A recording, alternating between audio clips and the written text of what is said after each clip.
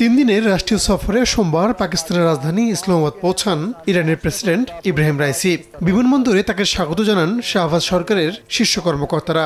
রাইসির সফর ঘিরে পুরো ইসলামাবাদে কঠোর নিরাপত্তা ব্যবস্থা নেওয়া হয়েছে।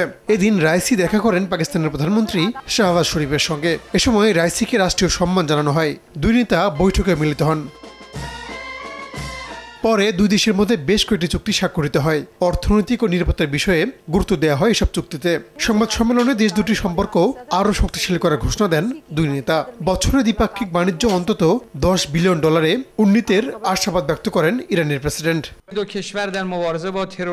দুই দেশের মধ্যে বাণিজ্য ও অর্থনৈতিক সম্পর্ক আশানুরূপ নয়। প্রথম দফায় আমরা এটা নিয়ে আলোচনা করেছি। আমরা সিদ্ধান্ত নিয়েছি বছরে দ্বিপাক্ষিক বাণিজ্য অন্তত $10 বিলিয়ন উন্নীত করার।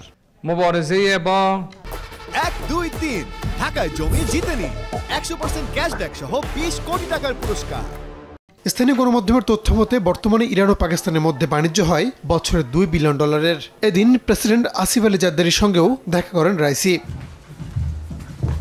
এদিকে ইরানের প্রেসিডেন্ট পাকিস্তানে থাকা অবস্থাতেই ইসলামাবাদকে সতর্ক করেছে ওয়াশিংটন। তেহরানের সঙ্গে বাণিজ্য চুক্তিতে গেলে মার্কিন নিষেধাজ্ঞার কবলে পড়ার ঝুঁকির বিষয়ে সতর্ক থাকতে বলেছে যুক্তরাষ্ট্রের পররাষ্ট্র দপ্তর।